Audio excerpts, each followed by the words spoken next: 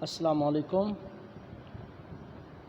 Students, امید ہے آپ خیریت سے ہوں گے۔ نکالیں جی اسلامیات کا صفحہ نمبر 63، پیج نمبر 63۔ جی اسٹوڈنٹس، عزیز طلباء کرام، دیکھیں حصول علم کی اہمیت۔ یہ چیپٹر کے حساب سے ابھی ہمارا کچھ سبق باقی ہے۔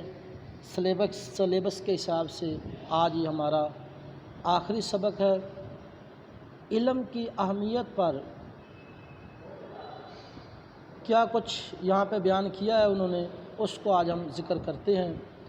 ایک قرآن مجید کی آیہ کریمہ ذکر کی گئی ہے اور 3 احادیث مبارکہ کا یہاں پہ ذکر ہے کہ علم حاصل کرنا ہمارے لیے کتنا ضروری ہے۔ اس بات کو سمجھانے کے لیے مسلمان کو علم کی طرف سب سے زیادہ توجہ دینی چاہیے۔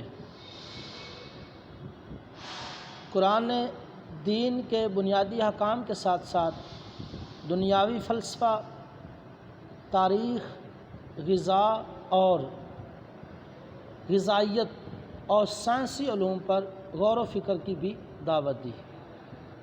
رزق حلال بھی اسلام کا تقاضا ہے، اس لیے مومن کو معاشی علوم و فنون سے بھی غافل نہیں ہونا چاہیے۔ بندہ مومن کی عبادات کا مقصد تقوی اور رضا الہی کا حصول ہے۔ قرآن میں ارشاد ہے، انما یخشی اللہ من عبادہ العلماء۔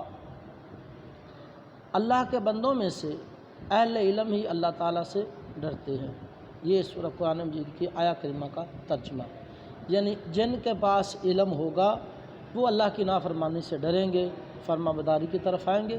تو ضروری ہے کہ بندے کے پاس ہر چیز کا علم ہو، اور یہ بھی ضروری ہے کہ جو علم حاصل ہوا ہے اسے آگے پھیلایا جائے، دیے سے دیا جلایا جائے۔ رسول اللہ صلی اللہ علیہ وسلم نے فرمایا، بلغوا انی ولو آیہ، مجھ سے ایک آیت بھی سنو تو اسے آگے پہنچا دو، اس کی تبلیغ کرو، مطلب یہ ہے۔ اسی طرح آخری حج کے موقع پر ارشاد فرمایا، فَلْيُبَلِّغِ الشَّاهِدِ الْغَائِبَ، جو حاضر ہیں وہ اس تک میری یہ تعلیم پہنچا دے جو یہاں پر نہیں۔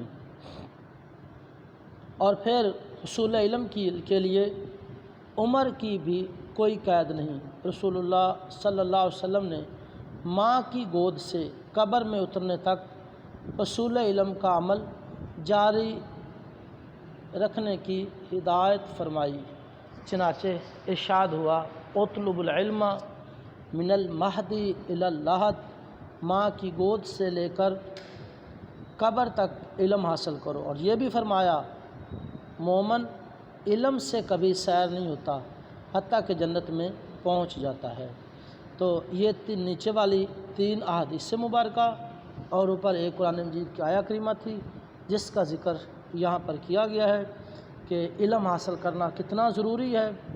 تو اس لیے ہمیں یہ اللہ تعالیٰ نے موقع دیا ہے علم حاصل کرنے کا، ہم پوری لگن کے ساتھ، توجہ کے ساتھ اس علم کو حاصل کریں۔ اس کے ذریعے ہم اپنے لیے بھی، والدین کے لیے بھی، اپنے ملک کے لیے، اپنی قوم کے لیے اچھی راہیں ہموار کر سکتے ہیں۔ اگلے سبق تک کے لیے اللہ نگہباں۔